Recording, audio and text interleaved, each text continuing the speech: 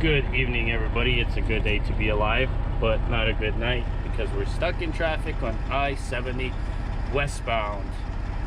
This is week 2. Last week, I was stuck in traffic for 2 hours on 70. I think it was like 2 hours. You know what really annoys me?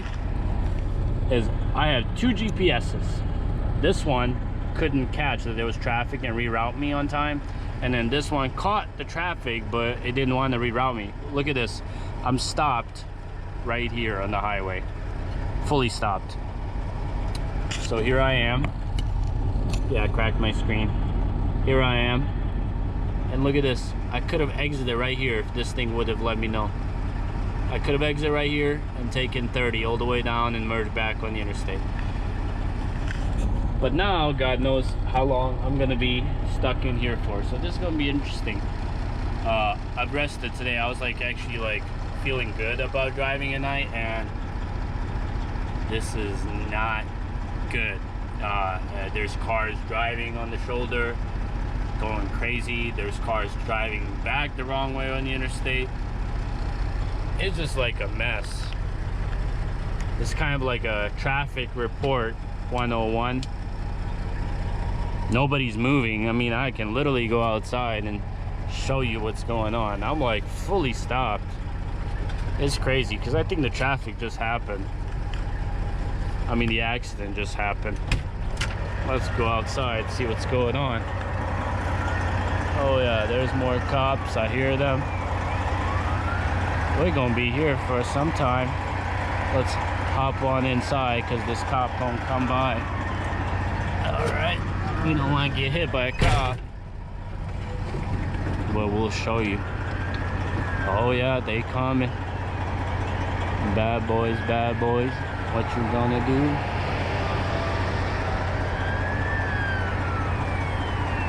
When the ELD runs out on you. You know, that's what sucks. Right now, the clock's ticking. I mean, I truly hope everybody's all right in this accident. Here we go. Here we go. Okay, they speeding. We'll go cop number 2. Do your thing. Fly by. There we go. This is like a movie. It looks serious. I truly hope that everybody's all right. If there are people, whoever's involved in the accident, but it just sucks for truck drivers. Like right now, our clock is ticking, and we're just kind of waiting here. Like, what are you gonna do when your clock runs out? Just park in the shoulder and start taking your 10? Yeah, there's a guy back there bailing out. Oh, he's just turning around. He's just saying, screw it, I'm turning around. Yeah, let's see if we can hop out. Everybody stopped. I don't see no cops coming. Oh yeah, the accident's down there. It's a huge mess. If I had my drone, I'd just fly it out. But I sold my drone. No more drone footage. I think you can see it down there. Just fully stopped. Good times. Oh yeah, there's no door panel here. I took it out. Let's hop on inside. Might as well shut my truck off. It's great weather to sleep. Yeah, we're gonna be here for a while. We'll give you guys an update a little bit later. Tell you what's going on.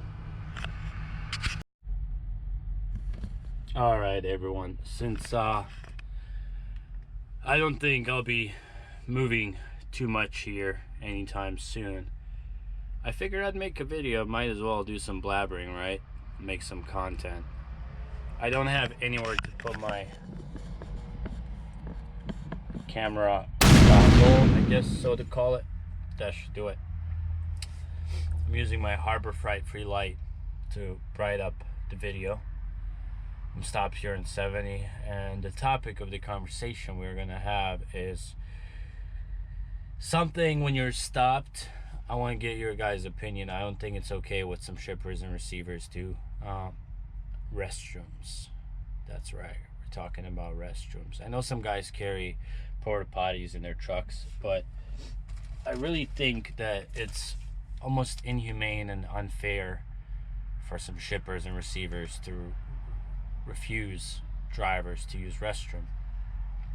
What are your thoughts on that? Because I have been in situations where I went to a pickup or a delivery and they had signs that said no restrooms for drivers, especially when it's one of those facilities where they take a long time to load you, unload you. Even if they don't, I don't think it's okay for them to refuse that. That's that question. I guess let me know in comments below if you've ever been in a situation like that. What did you do? Did you try talking to them or something? It just doesn't sound right to me the way it's done. Another topic of the conversation we're going to have is straps or load locks. I know that it is important to strap down your load. I know that there were times that I haven't done it in a video just because I didn't think it was necessary.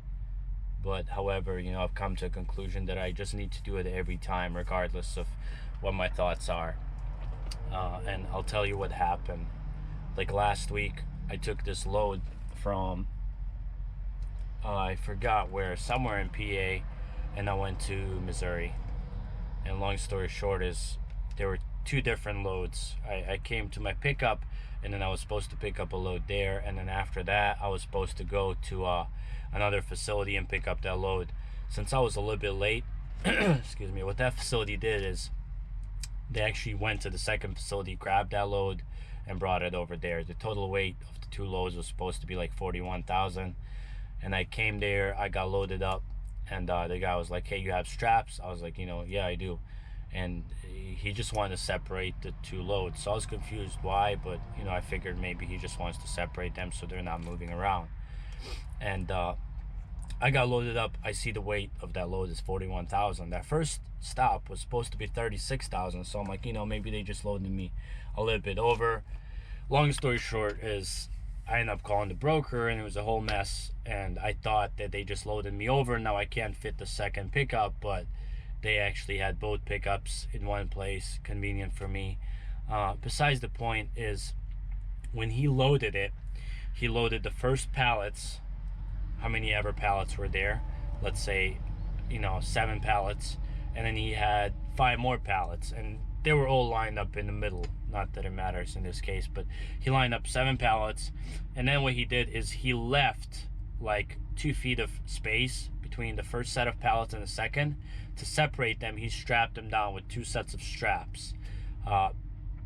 And for those of you that are not truck drivers, you don't really strap something down in the front. At least from my experience, I don't think it's good practice. Because what happens is when you strap it down in the front, that load is gonna slide forward if you hit your brakes hard. Even if you are a professional that it just slows down by shifting going down the hill, you don't jab your brakes, somebody can cut you off and you're gonna have to slam those brakes down hard.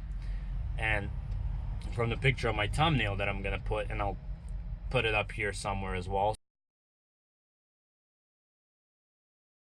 so you can see it, you can see how bent in the walls of my trailer are. And the reason being is because that load is so heavy. What I was hauling was 40,000 pounds.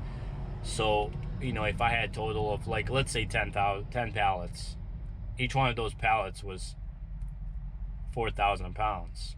Now you're thinking 20,000 pounds from back coming forward when you slam your brakes.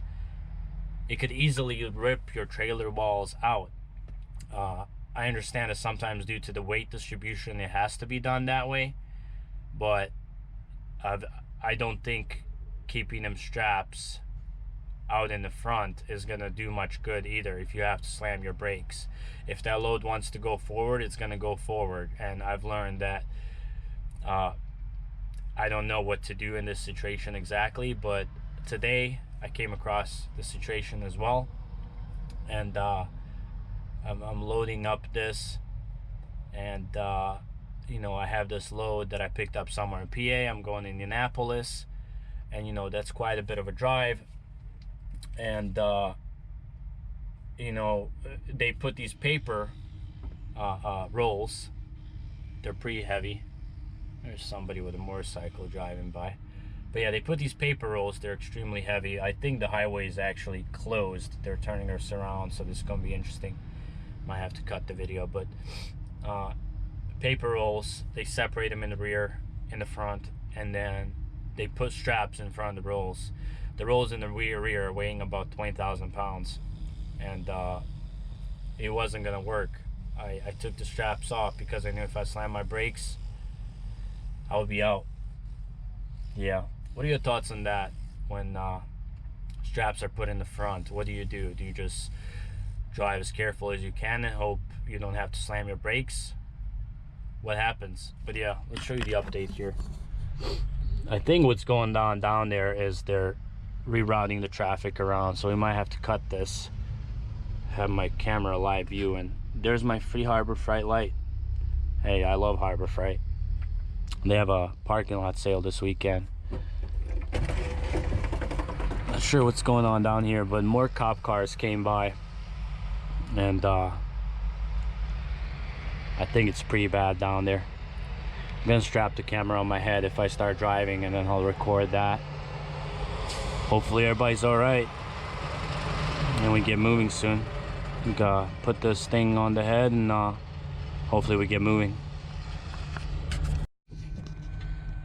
Figured I'd record. Let's see what this guy's gonna do. You can hear my annoying inverter in the back. Oh, is he gonna do it? Is he gonna do it? I think he's trying to. Oh, there's another tow truck, looks like. One tow truck, two tow trucks. That's the third one that I've seen. I think this guy's trying to go around. Yeah, that annoying sound behind me is my inverter. Right now I've been here for an hour. What do you do when you're stopped? Everybody wonders as a truck driver. Well, you watch a lot of YouTube videos. And I was downloading my GoPro media, but I think my phone is full, so I might have to delete something. I'm looking at a Harbor Freight pressure washer review. Yeah, that's how bored I am. And my GPS finally updated. For whatever reason, I had put in some address back in PA, and this thing was rerouting me back there.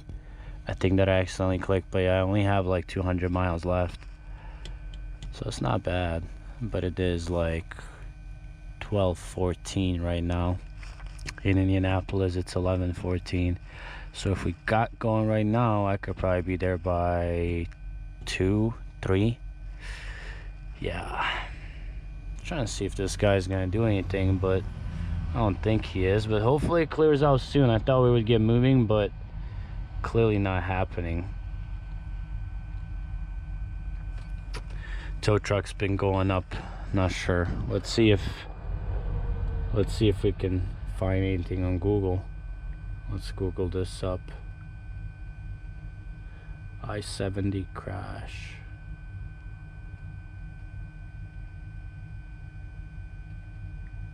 I70 crash. This was 1 day ago. I70 reopened. Eastbound. We're in Ohio.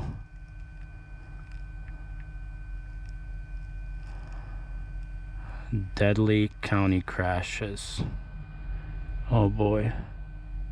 Traffic causes Jeep to flip on I-70 3 hours ago, which is probably it. Tuesday. Well, today is Tuesday. There's a Jeep flip, but this looks like this was way earlier today. Let's see what this was. According to Ohio State Highway Patrol, Jeep rear-ended another vehicle. The impact caused Jeep to flip on its roof. Crazy story. Yeah, not much else going on. There we go. I think this might be it. I-70 West briefly closed after 3-vehicle crash near Ohio-Indiana border. Oh boy. This is Saturday evening. Yeah, today is not Saturday. That's 3 days ago. I don't know why I thought that was 3 hours ago. Yeah, I don't see anything on here. There's some crazy crashes here though, but yeah, I think this guy's trying to move up, just go around and say, oh well. Yeah, I have a feeling that we're gonna be here for some time, considering the amount of police and tow trucks I've seen. Hopefully everybody's all right. I'll catch you back on driving sometime soon, I hope. Oh, we got a second episode of guy in a 2012 Acura TL. I think it's 2012 maybe. Trying to go around. There's a few trucks that went on the right. This is all the fun I have at the moment. Oh, he's doing it. He's going all out. I think he's just gonna go turn around. He's going through that grass, and hopefully he's got all-wheel drive and doesn't get hit. That's kind of sketchy. There's traffic coming from down there. Hopefully it's not another freaking accident. That's a fat ticket right there. But hey, he decided to take his chances. He's got it, he's out. That's a pretty hefty ditch. I definitely can't do that with the truck. There you go, buddy. Do your thing. After an hour of waiting, he got tired. He's free. Hell, wish I could do that. I did that once through one of those crossings back in my day, you know, not when I was trucking. Just kidding. It was a closed off interstate up in Virginia, I believe, and I went around and went through the interstates, I mean through routes. I made it my way. Enough blabbering. Let's actually catch you this time when we do start driving, whenever that may be. Get back to this Harbor Freight review. Mr. Marcos Reyes is the person. Oh yeah, in the meantime, in case you haven't, check this guy out. He's the one that's probably single-handedly responsible for my channel being so big. His name is JBG Travels. Mr. Johnny. He drives a Volvo. So in case you want to see some nice trucks, some actual experience of trucking day-to-day basis, he does upload quite a bit. As you can see, 2 hours, 4 hours, 6 hours. So if you want to see actual trucking and what it's actually like out here, not some teasers and trailers of what you see on my channel, give him a follow, and you'll see some good stuff, some good content. Also, if you do like classics and you don't follow this guy, he used to not talk in his videos at all, just show his truck, but recently he put like subtitles and stuff. Give Eva a follow. He's got an awesome looking classic. Let's see, maybe he has a picture of it. Don't have it on the iPad. I know he has pictures, but yeah, he's got a really nice classic. He extended it. He makes videos of that. Give him a follow. Shoot some comments his way. Say OT Rookie sent you. Enough of the shout outs. Traffic is still there. Let's catch you once we get rolling, guys.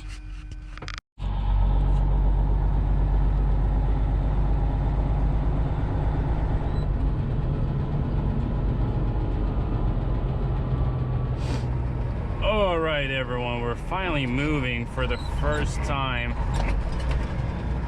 I think this lane might be closed, but I was just following this guy. We'll see what's going on here. I've been stopped for literally over 2 hours. I don't know if this is a common time frame for them to resolve accidents or what's going on, but I think this was a nasty wreck. I've seen like 4 big tow rigs for like semis, heavy haulers. And then I've seen a few smaller tow trucks come by. Yeah, this is closed. Hopefully there's no fatal casualties and everyone's all right. I don't know.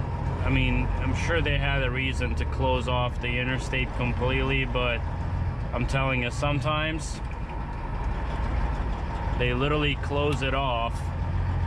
One time I was driving through like Ohio and the cop had closed off like 3 lanes or something, and at the end of the day it was literally a guy with a flat tire. Like, was that really necessary? That type of road closure could literally cause a bigger accident than what is currently there. It's kind of mind-boggling to me. But since we're going so slow and we're stopping, I do have my live view pulled up here. Kind of losing my voice here from talking. I posted a picture of this on community. Gotta drink my Monster. I bought the big boy.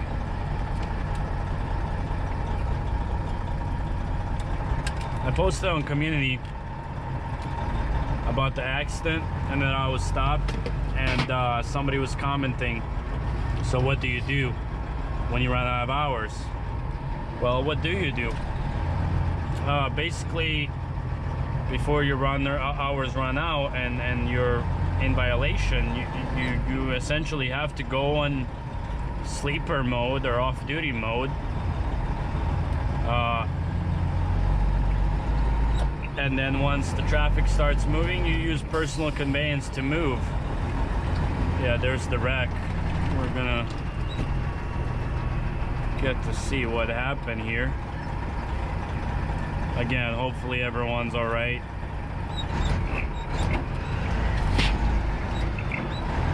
Because at the end of the day, even though we waited in that line for 2 hours, at the end of the day, we all get to go to our families. You know, in these accidents, unfortunately, some people don't get to do that.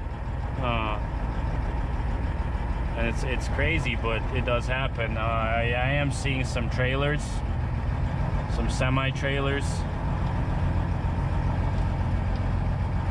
I'm telling you, man, the electronic logbooks are doing quite a bit of damage on people as well, making you drive at night when you're tired.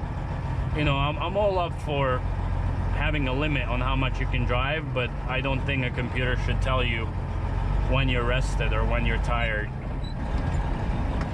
All right, let's see what's going on here. Gotta keep on moving.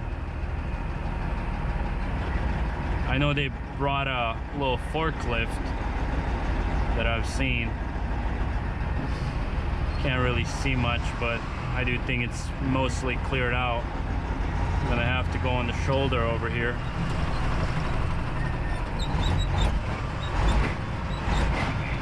Grinding some gears. Yeah, they were. Oh boy, that looks bad. I hope that guy's all right. Oh man, what even happened here? They're trying to pull them off the road.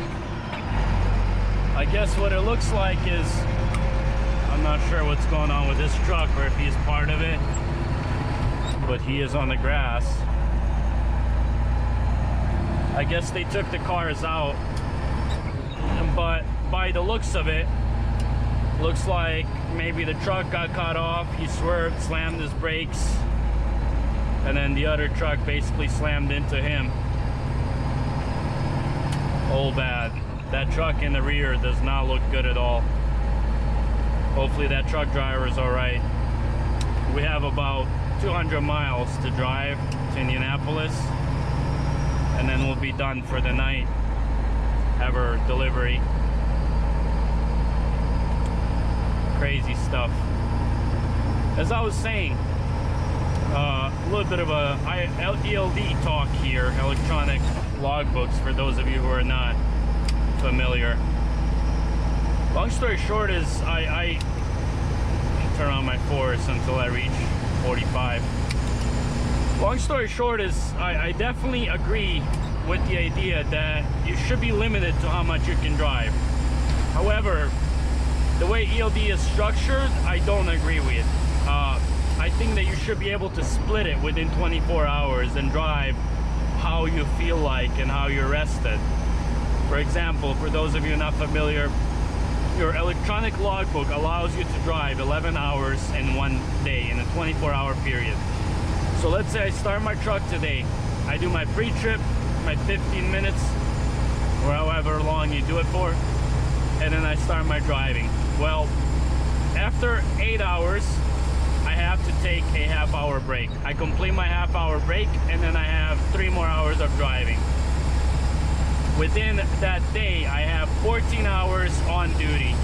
Out of those 3 extra hours on top of driving, I have 3 hours on duty, which is for loading, unloading, pre-trip, post-trip, etc. And you know, so you have a 14-hour day. Now, where does the issue arise? The issue arises when you go and pick up a load and they take much longer to load you. And let's say you're at a dock and they're loading you for 5 hours, 6 hours. You only have 3 hours allowed towards on duty. So once it's past those 3 hours, it starts eating up your driving time. And then, you know, your load that you thought you'd be comfortable with and you'd have enough time and enough wiggle room to make it, you start getting pushed to have to drive non-stop. Another thing, let's say you do a load and you end up doing this load overnight. You pick up at 6 p.m. and you have to go for a straight through delivery. And it's a 500-mile load. It's probably gonna take you like 10 hours with your break to do it. So at 6 p.m. you're gonna get there at 4, and let's say you have your delivery at 5, you empty out fast, you're done by 6. That's your 12-hour day, you're done. Well, now what you have to do is you have to take your 10-hour break. You take your 10-hour break. Well, it's 6 a.m. in the morning, and you can't fall asleep because it's daytime outside, because not every human works the same as every computer, and that's the flaw of the system. You can't fall asleep and you're bouncing around all day. You take your 10 at 6 and now it's 4 p.m. Your 10 hours is up. You have to go back on duty. Guess what? You didn't sleep at all, and you have to start driving again. And now just about when you're about to start driving, you want to go to sleep. Well, that's a problem. You can't force yourself to go to sleep. So what do? You still have to go drive. ELD's forcing you to drive, and unfortunately a lot of guys with the big companies, they don't have a choice. They have to go drive. It's either that or you get fired. These things do happen. You can say no, but you're not going to be saying no for a long time. They'll probably get you out the door and have you say no somewhere else. If you're an owner-operator, you know, you can take that decision onto your own hands and say, you know, I'll take the consequences of rescheduling or whatever. But there's definitely a lot of flaws in the system, and I think it could be resolved big time if you could split. So instead of your 11 hours consistently going up, give you 11 hours driving, 3 hours on duty, 10-hour break in 24 hours. If you want to drive 5 hours, take a 5-hour nap, do that, and then drive the rest of your hours. I think that would be much better, because unfortunately us humans, we don't all function the same, we don't all drive the same. You know, just because I can take a 2-hour nap and go drive 11 hours doesn't mean that Bob next to me will do the same. Maybe Bob does need his 10 hours, we're human, as I said, and we need, you know, some freedom to adjust how we work. Enough talking. I'm gonna go ahead and finish driving this up, and I hope you guys liked the video from tonight. Again, I truly hope that the family, not the family, but I hope that the driver of that truck is all right, and anybody involved, because their family does need them. And that should do it. Thank you guys for watching. As usual, hit that subscribe, like, share, comment. Let me know your thoughts on some of the questions that we've set up, and talk to you guys in the next one. Thank you for watching.